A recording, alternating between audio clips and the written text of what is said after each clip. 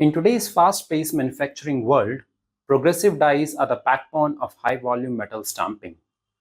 They are essential for producing complex parts efficiently and cost-effectively. Now, from strip layout design and material optimization to die strength and spring back management, planners and engineers face constant pressure to balance cost and quality.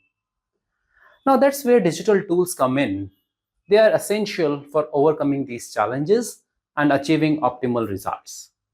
So, join me and my colleague Emrah in our upcoming webinar on this very topic, where we will tackle these challenges heads on.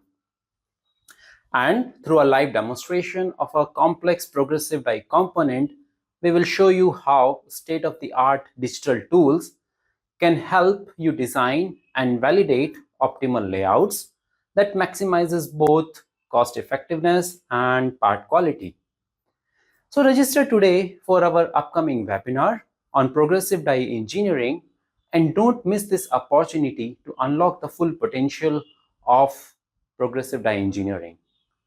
I look forward to seeing you in the webinar. Thank you.